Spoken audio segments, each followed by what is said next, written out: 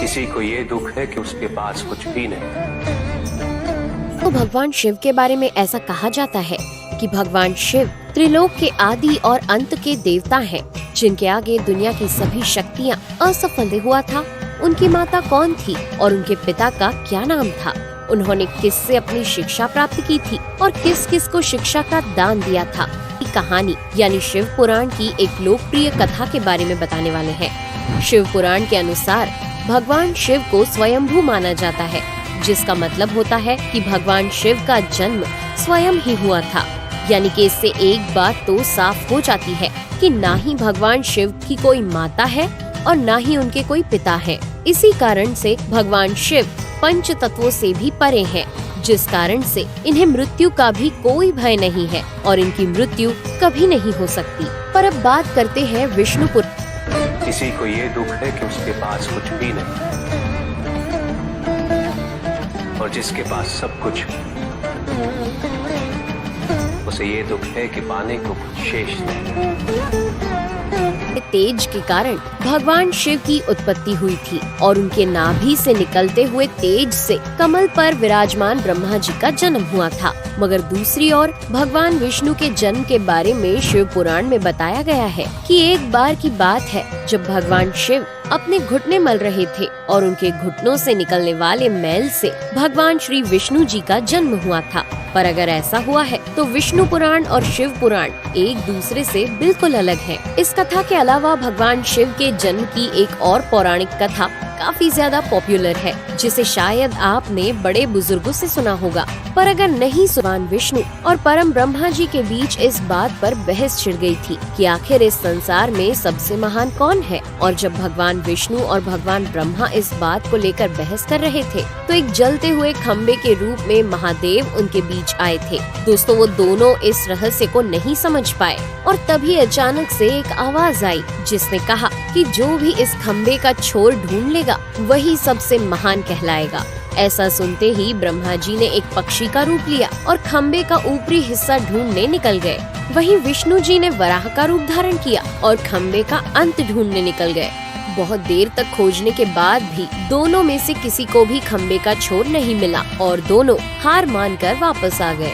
जिसके बाद भगवान शिव अपने असली रूप में आए और फिर भगवान विष्णु और ब्रह्मा जी ने ये मान लिया कि महादेव ही सबसे महान और शक्तिशाली हैं। इनसे बड़ी शक्ति इस दुनिया में कोई नहीं है।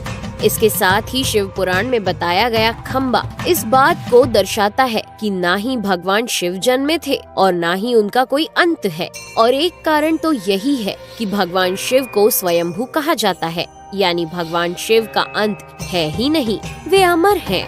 अब हम बात करते हैं भगवान शिव से जुड़े एक ऐसे विषय के बारे में जो सबसे ज्यादा प्रसिद्ध है कि क्या भगवान ब्रह्मा भगवान शिव के पिता हैं?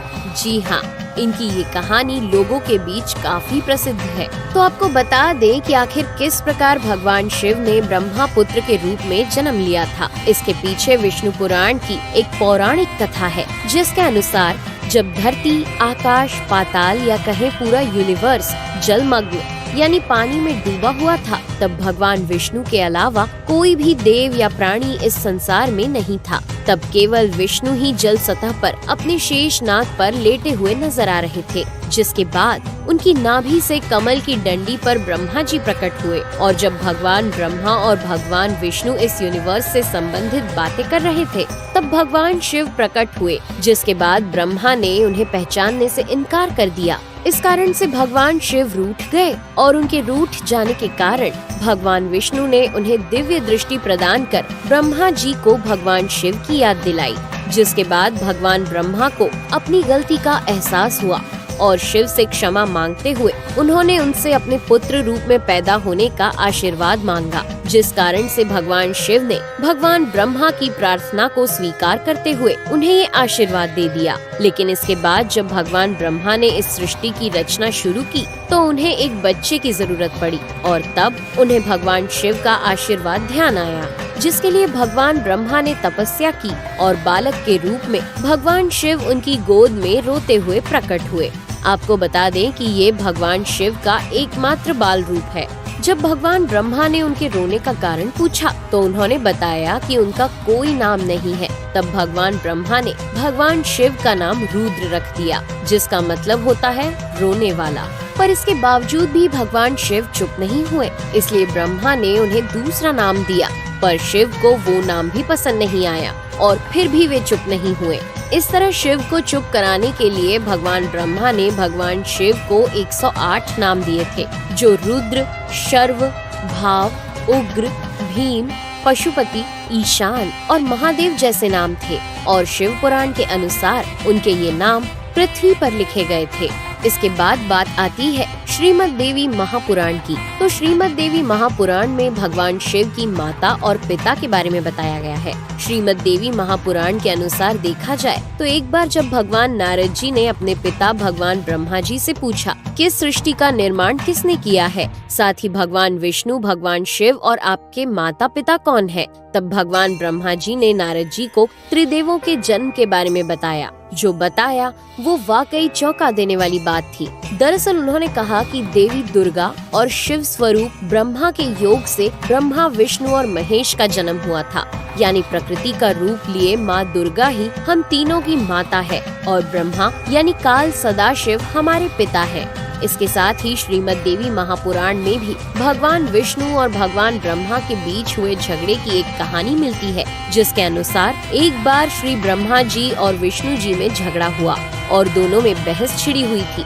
तब भगवान ब्रह्मा ने कहा कि सृष्टि को मैंने बनाया है और मैं ही प्रजापिता हूँ, जिसके जवाब में भगवान विष्णु जी ने कहा कि मैं आपका पिता हूँ, क्योंकि आप मेरी नाभि से निकले हुए कमल से पैदा हुए हैं। और धीरे धीरे कर ये बहस बढ़ती गई। दोस्तों, इसके बाद इन दोनों का झगड़ा सुनकर सदाशिव वहाँ पहुँचे और उन्होंने कहा कि पुत्रों, मैंने ही तुमको इस संसार को बनाने और इसे संभालने के केवल 2 काम दिए हैं। इसी प्रकार मैंने शंकर और रुद्र को संहार और तिरोगति के कार्य दिए हैं। इसके साथ ही उन्होंने कहा कि मेरे 5 मुख हैं। एक मुख से अकार, दूसरे मुख से उकार, तीसरे मुख से मुकार, चौथे मुख से बिंदु और 5वें मुख से नाद यानी कि शब्द प्रकट हुए हैं। उन्हीं 5 को एक साथ मिलाकर देखा जाए तो एक अक्षर ओम बनता है, जिसे आज हम सभी भगवान शिव के मूल मंत्र के रूप से जानते हैं। इतना कहने के बाद भगवान ब्रह्मा और विष्णु दोनों ही समझ गए कि भगवान शिव से ज्यादा शक्तिशाली इस दुनिया में कुछ भी नहीं है और दोनों ने भगवान शिव को प्रणाम किया और चले गए। चलिए दोस्तों, अब जब आप भगवान शिव के बारे में इतना तो जान ही चुके हैं, तो क्या आपको पता है कि आखिर भगवान शिव ने किससे शिक्षा प्राप्त की थी और उनके गुरु कौन थे? हम जानते हैं शायद ही इसका जवाब आप में से किसी को पता होगा, पर जिन्हें नहीं पता उन्हें बता दें कि भगवान शिव स्वयं इस संसार के गुरु माने जाते हैं, जिन्होंने इस संसार में गुरु शिष्य की परंपरा की शुरुआत की थी। लेकिन अगर सवाल आता है कि आखिर भगवान शिव किसके गुरु थे, तो आपको जरूर जान लेना चाहिए कि हिंदू धर्म के ग्रंथ कहते हैं कि ब्रह्मा जी और शिव जी इस संसार के सबसे पहले गुरु हैं, जिन्होंने गुरु शिष्य के इस रिश्ते की शुरुआत की थी। जहाँ भगवान ब्रह्मा जो व्यक्ति सत्य को जानते हुए भी लोभ का परित्याग नहीं करते, वो सदैव इन्हें खोने के भय में जीते। और जो व्यक्ति सत्य को जानते ही नहीं, वो अहंकार में जीते। और जहां अहंकार और भय उपस्थित हो, वहां सुख कैसे रह सकता?